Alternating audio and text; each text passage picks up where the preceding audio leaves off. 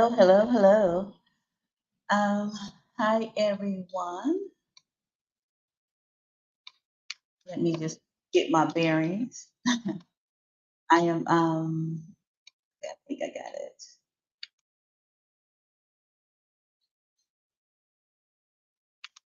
Okay, great.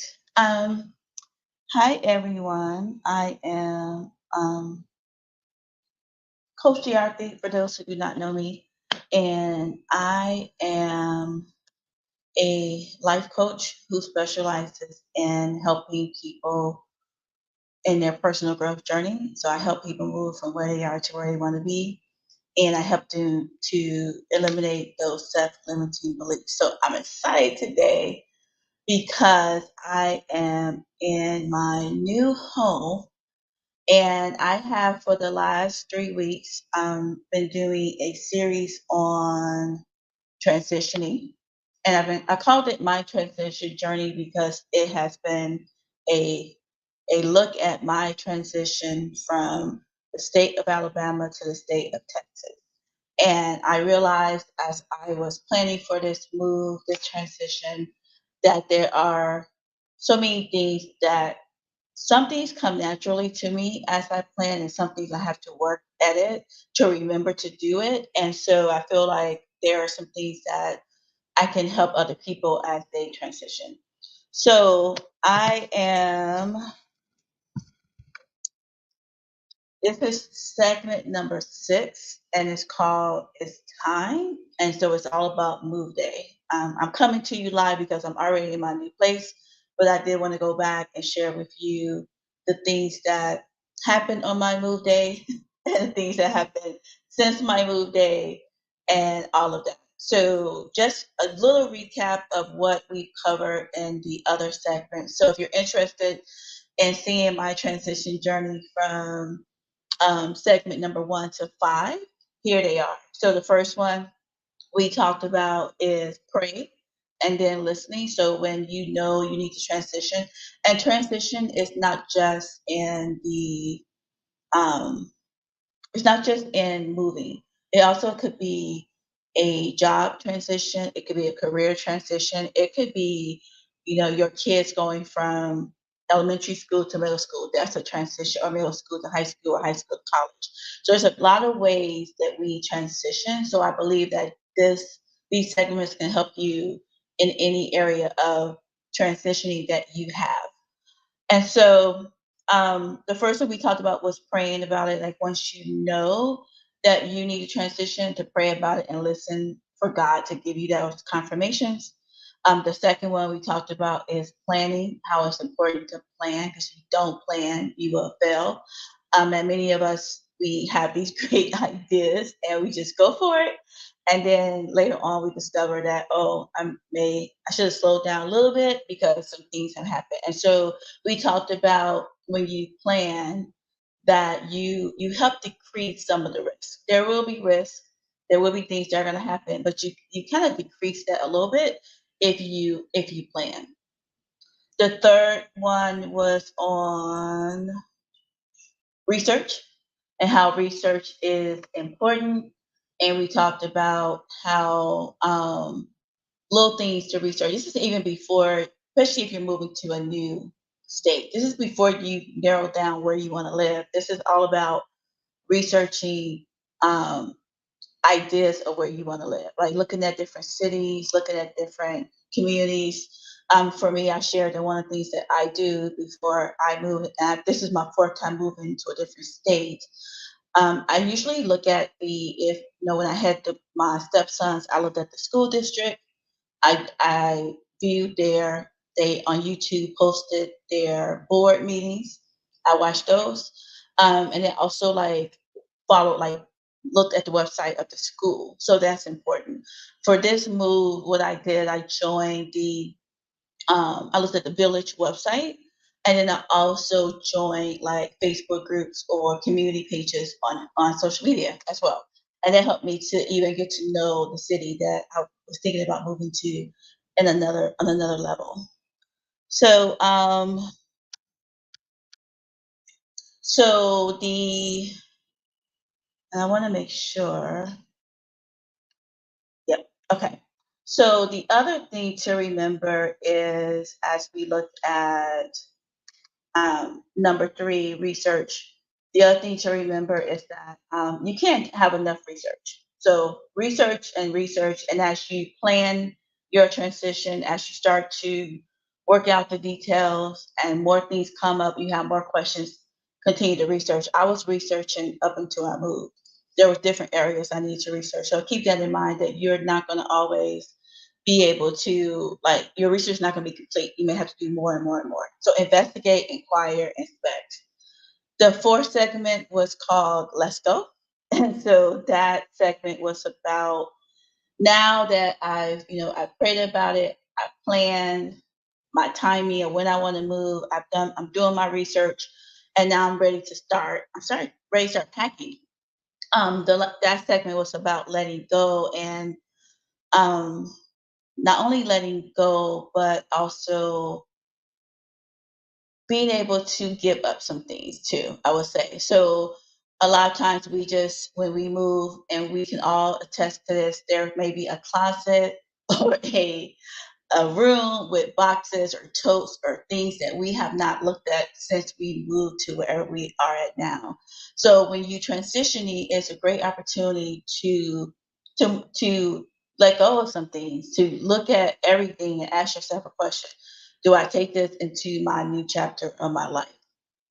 And sometimes the answer is no, I should not take it with me. Sometimes the answer is yes, I want to take this with me. Sometimes the answer is I don't know. And if you say I don't know, then just start to, I guess, coach yourself through why are you in between when it came to that, whatever the item is. Maybe it's something that reminds you of someone. Maybe it's something that you're just afraid to let it go. Things like that. So one of the things that example I gave was I'm a big word art fanatic, and so when I moved to Alabama, I purchased a lot of word art to put on my walls to just remind me of that this was not going to be my life, and that my divorce was not going to take me out, and that I had hope, and that I had purpose, and I was supposed to be, uh, courageous and all of that. And so when I did that, it was great. It was great to walk around and see these reminders of who God said I am, reminders of, that hope was not lost, those type of things. Well, when it was time to move to my new state to Texas, I'm not the person I was when I moved to Alabama. And so I had to let go of that artwork. And I remember having like doing a segment, and then the next couple of days I was packing, I was taking things off the walls, and I had a whole tote of all this word art, and I thought I need to really do what I say for people to do and give that word art to someone who needs it. So I did donate it to a resale shop that helps people who were sex trafficked. So it goes to a great um, organization. And I know there's somebody going to walk through that store and see a sign that says keep going and say they need it. So that's another reason for giving up, letting go, is because you have the opportunity to help other people. And then last week we did segment number 5, which was about visualization.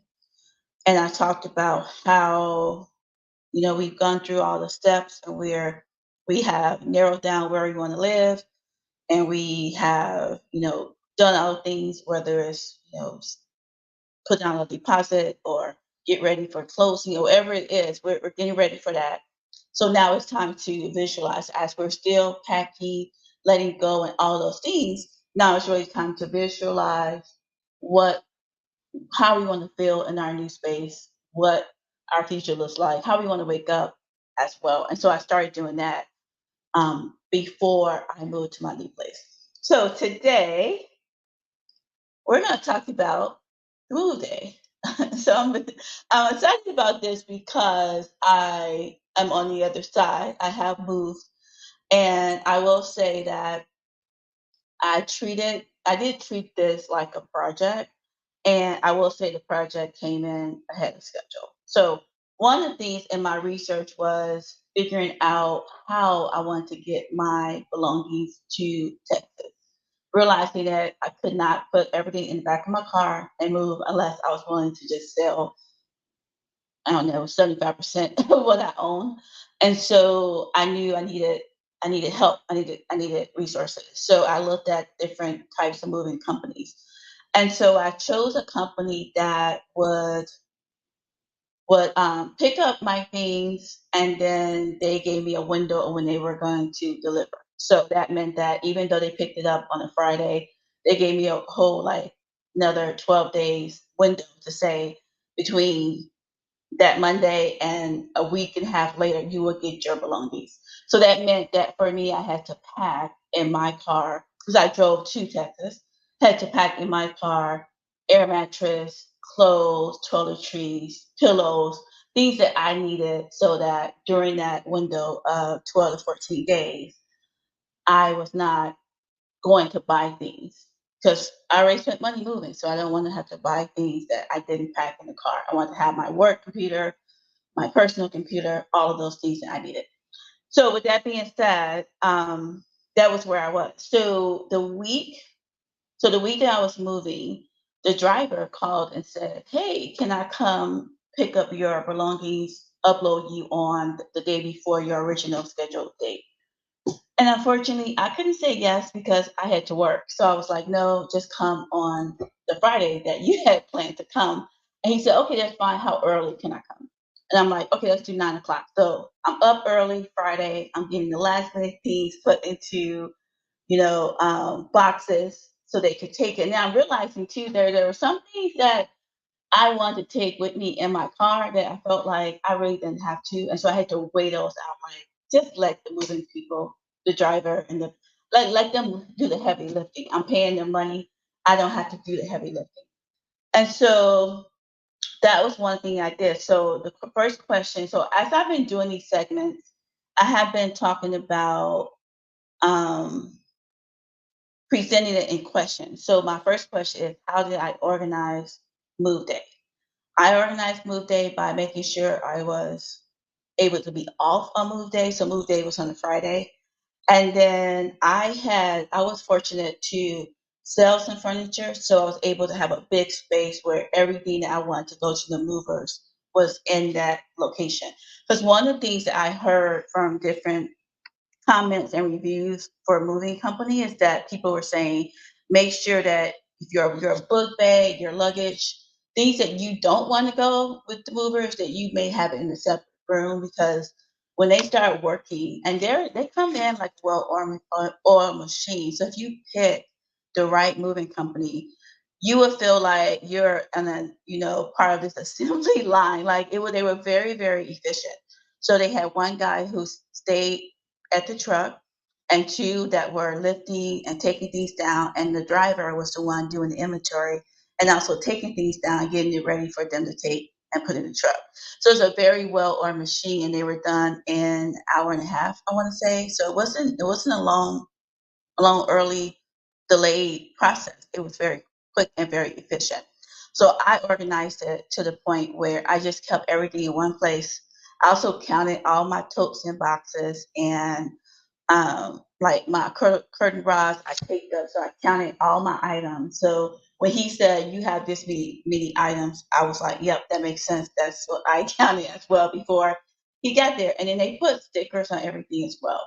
So that was great. And so what I did is as they were taking things to the truck, I wasn't still packing boxes. I was done. So before they got there, when he texted me or called me 30 minutes before and said I'm 30 minutes away, I pretty much had already was done and I was just waiting. And that's what I would encourage you to do, especially for moves. Like you don't want to be still unpacking the refrigerator that's supposed to go in the truck when they get there, or cleaning out your dresser, or cleaning out a room. Like you really want to be done. What and if that means you have to find some help, somebody to help you pack during the week, whatever, try to do that because that's stressful for yourself and it's stressful for your movers. And that's one of the movers did say, he was like, "I really appreciate you being ready because we've seen people not be ready and now we're delayed. We want to just get things done and we can't because we're waiting for that person to clean out something, pack a box, or whatever."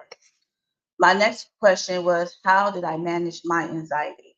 Because we talked about this before, that anxiety is something that I struggle with, and so I do whatever I can not to have anxiety, and not to say not to have it. I would say not to experience it on the level that I have when I was younger, and maybe even 10 years ago, where I was always stressed out. And so for me, I managed my anxiety by planning, and I managed it by making sure that I kept the things that I wanted to get done. I made sure I got those done. So even during the whole process, when I started my move when I started packing to the day of my load date, which was my move date, I made sure that every day I was doing something to get me toward the end goal, which was being ready when the movers got there.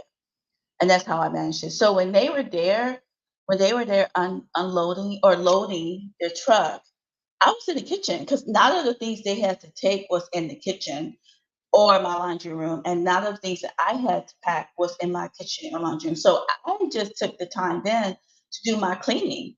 So that way, when they were so I did my kitchen, did my laundry room, wiped it down, did all of that, and then by that time they were done in the living room, they were done in the dining room, they were at the bedroom. I'm like, oh, I can.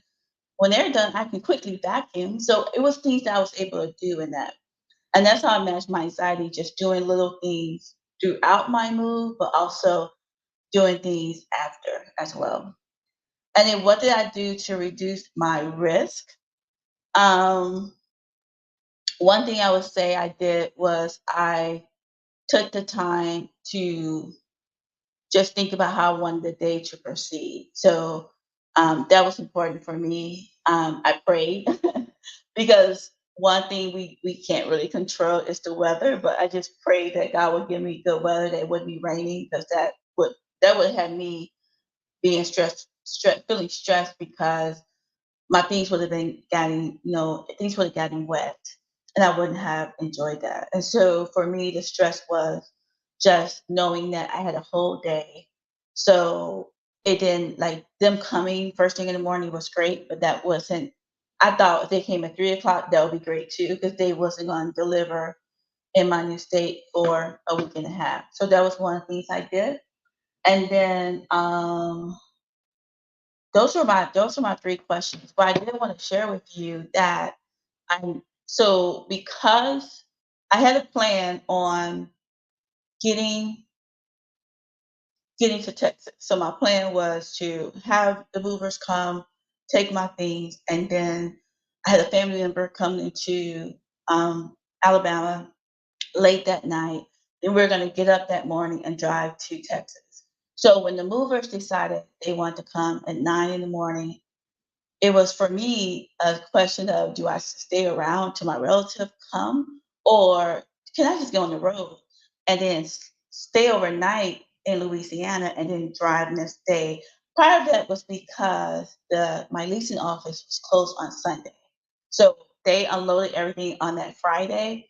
And so if I would have waited and got up early on Saturday morning, like 4 a.m., I would have made it, but it was just would have been a rush to make it before 5 p.m.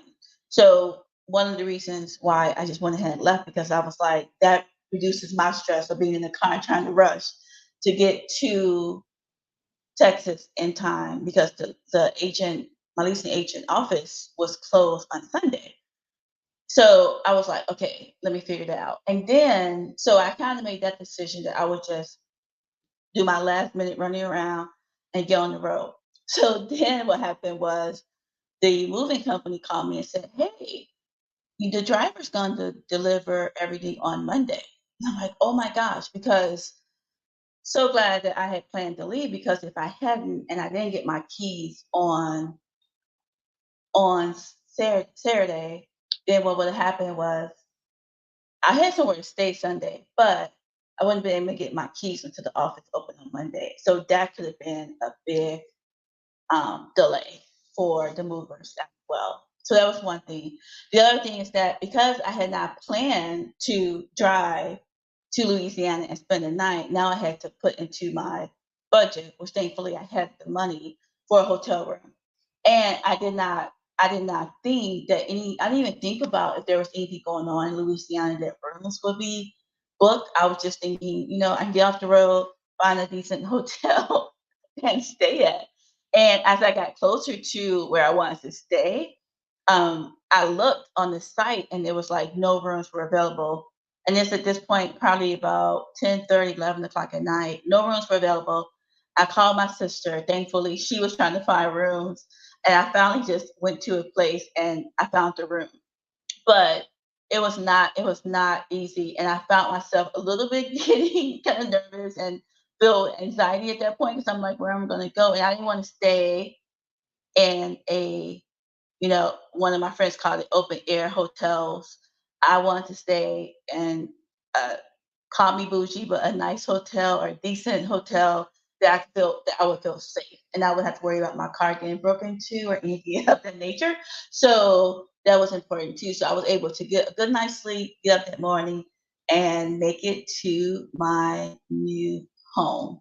And so I say that because the steps that I've given with researching, planning, all of that, that really helped me that when that happened, when I changed my plans, it didn't really like sometimes when we don't plan and we don't take our time with things and things happen, life happens.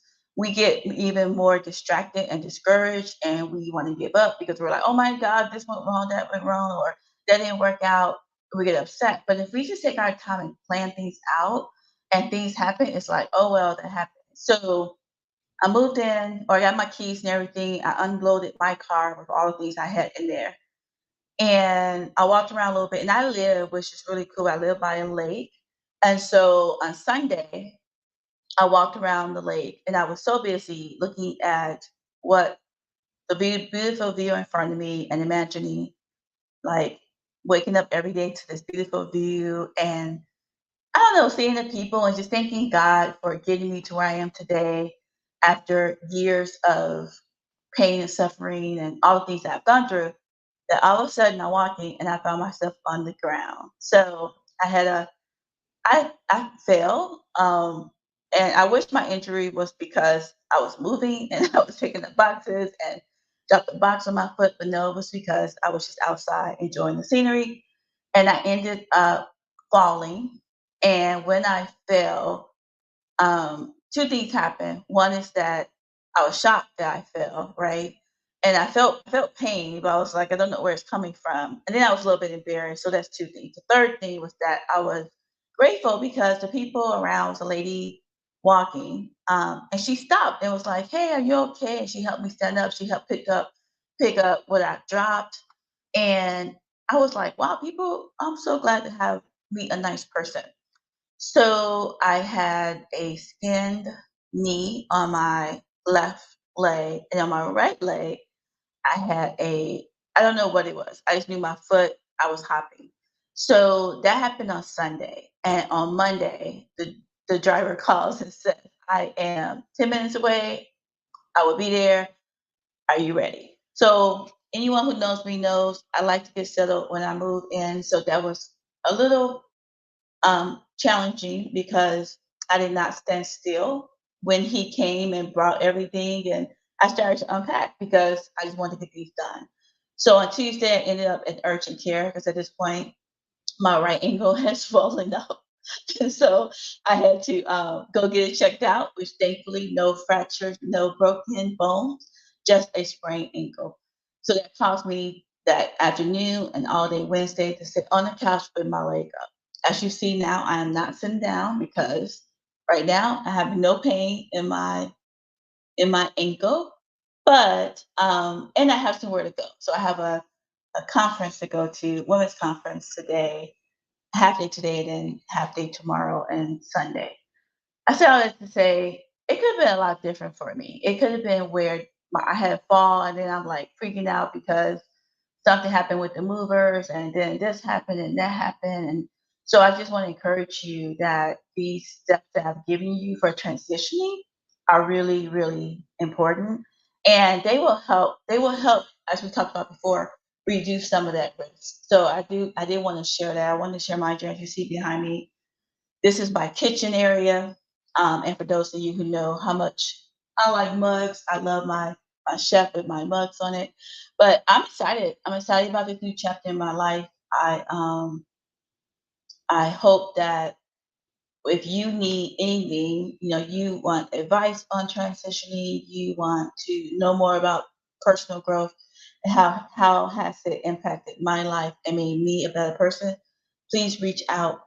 I am having a personal growth mastermind class that's going to start in October, the first Tuesday of October. So if you're interested in that, reach out and I will give you the information. And you can sign up. It will be virtual. And so you don't have to go anywhere, just log into the meeting platform. But I'm going to leave you, and I know I've gone a little over, a little more time today because I really want to get into the detail of the last segment, with recapping what we've talked about over the last five, and then giving you a lot more detail for segment six because now I'm here where we talked about in segment one, I was going. And I will say this does feel like home already, and I've not been here a week yet. So I know I made the right decision. I look forward to sharing with you more things as I enter a new chapter in my life and start over. I'm looking forward to sharing those things with you as well. So keep going, keep growing, and keep moving forward. Bye for now.